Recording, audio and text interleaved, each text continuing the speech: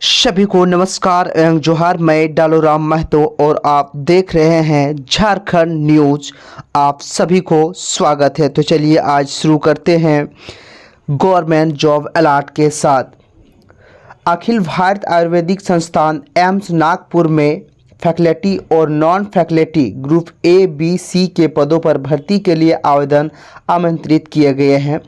इच्छुक और योग्य उम्मीदवार एम्स नागपुर की आधिकारिक वेबसाइट emsnagpur.in पर जाके माध्यम से आप ऑनलाइन आवेदन कर सकते हैं। इस भर्ती अभियान के माध्यम से एम्स नागपुर में 90 फैकल्टी और 68 non faculty group A B C पदों पर भारी संख्या में बहाली निकाली है। रजिस्ट्रेशन प्रक्रिया शुरू हो गई है।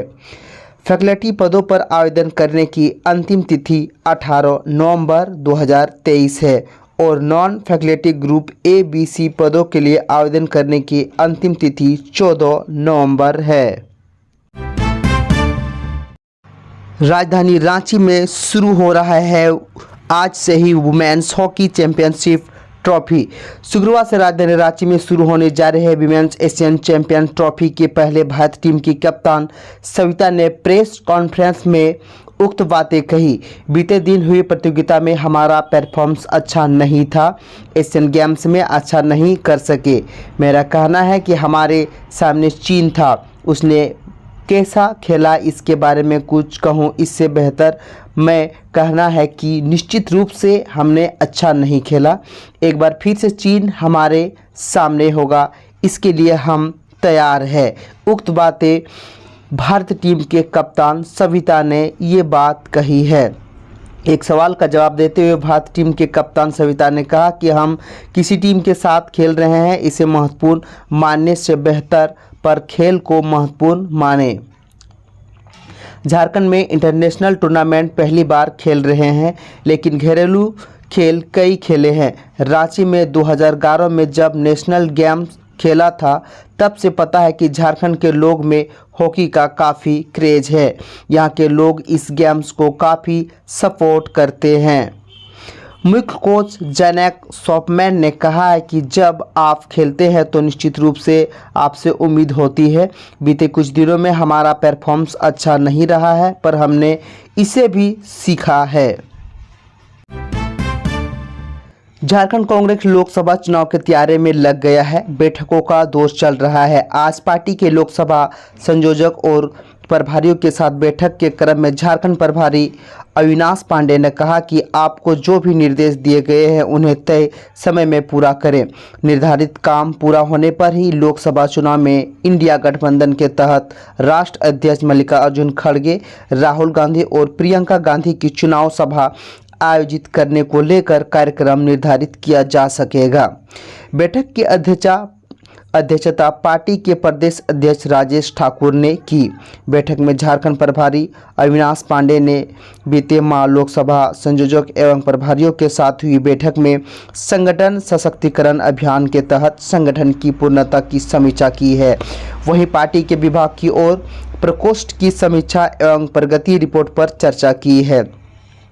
झारखंड प्रभारी अविनाश पांडे ने प्रखंड मंडल एवं पंचायत कांग्रेस कमेटी के गठन की विस्तृत जानकारी मांगी है।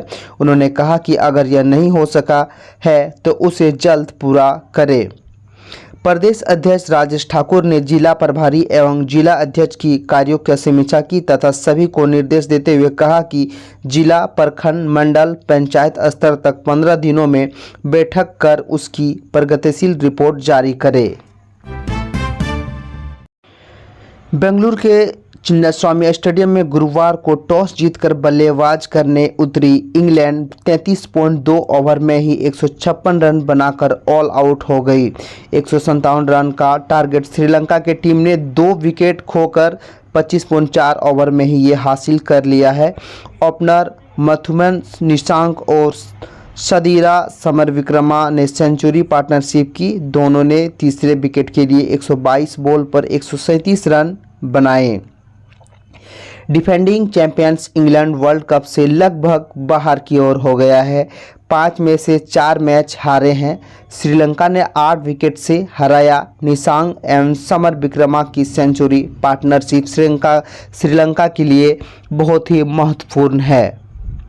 इस वर्ल्ड कप में अगर देखा जाए तो भारत नंबर 1 पे है, वहीं अगर दूसरे नंबर की बात करें तो साउथ अफ्रीका है और इंग्लैंड सबसे नीचे पायदान पर गिर गई है।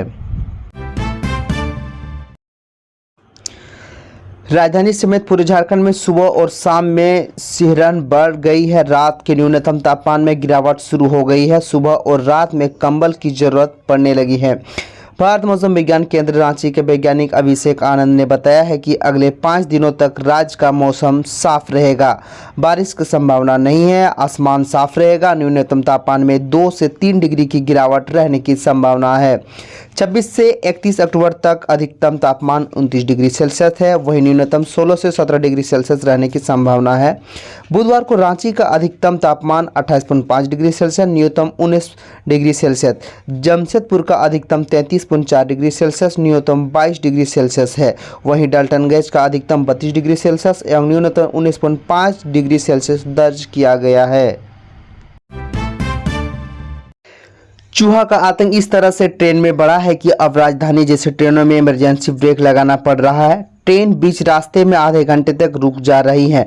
मंगलवार को हावड़ा से दिल्ली तक के लिए ट्रेन नंबर 12301 राजधानी एक्सप्रेस में जब रात 2:30 बजे 10 बोगी में फायर अलार्म बजने लगा तो गहरी नींद से सोए यात्री घबरा कर उठे और भागने लगे। पूरी बोगी में अफरा तफरी मच गई। ट्रेन को इमरजेंसी ब्रेक लगाकर रोका गया। जब यात्री ने ट्रेन में सामान लेकर उतरना चाहा और दरवाज़ा खोला तो देखा कि ट्रेन में एक ब्रिज पर खड़ी है और नीचे उतरने की कोई रास्ता नहीं है क्योंकि नीचे गंगा नदी है। ऐसे में यात्री जान बचाने के लिए दूसरी बोगी में भागने लगे।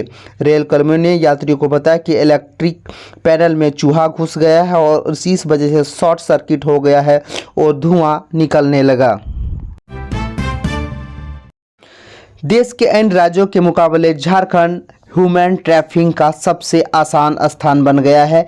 एनसीआरबी, सीआईडी और राज्य में काम कर रही संस्थाओं के आंकड़े बताते हैं कि राज्य में बीते 5 साल में जितने भी ट्रैफिकिंग के मामले आए हैं उसमें लड़कियां सॉफ्ट टारगेट है। सरकार के आंकड़े बताते हैं कि राज्य में साल 2017 से लेकर 2022 के अंत तक 1574 लोग ह्यूमन ट्रैफिकिंग के शिकार हुए हैं, जबकि दर्ज मामले के आंकड़े आधे से भी कम है। ऐसे में इस समस्या के परमानेंट समाधान के लिए झारखंड सरकार तमिलनाडु मॉडल अपनाने जा रही है। दरअसल तमिलनाडु राज्य में एक एक्ट है। इस एक्ट को Tamil Nadu manual workers regulation of employment and condition of works act 1982 कहा जाता है। इस एक्ट में मैनुअल लेबर के 68 प्रकार की डिफाइन किए गए हैं। इस मॉडल को अब झारखंड में अपनाने जा रही है ताकि झारखंड के मैनुअल वर्कर्स रेगुलेशन को सॉफ्ट यानी सुरक्षा उसे मिल सकता है।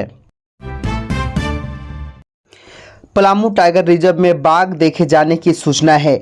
बाघ की मौजूदगी पीटीआर के उत्तरी परमंडल क्षेत्र में बीते 6 दिन से है।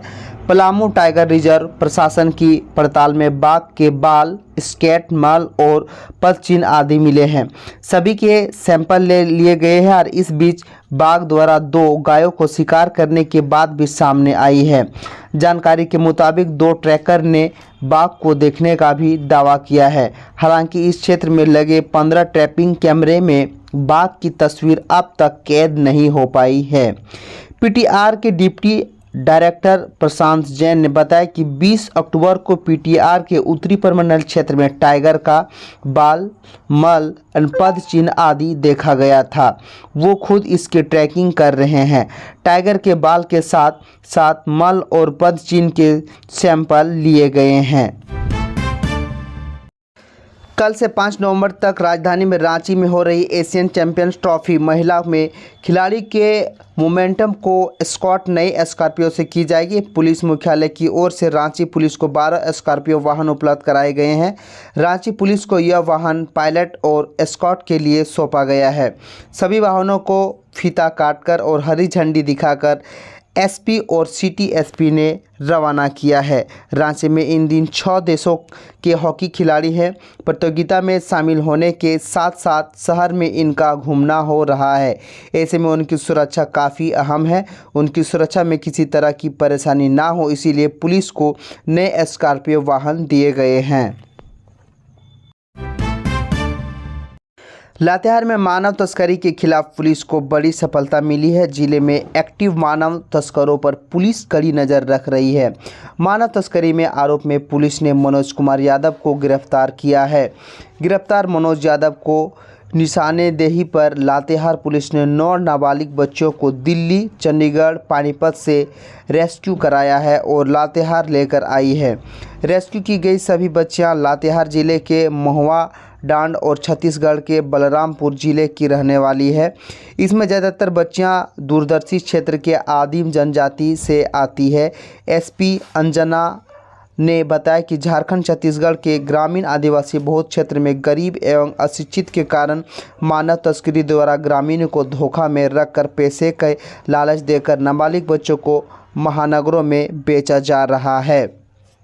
एसपी अंजना ने बताया कि कैसे मानव तस्करी को यह पूरी निगरों काम करता है।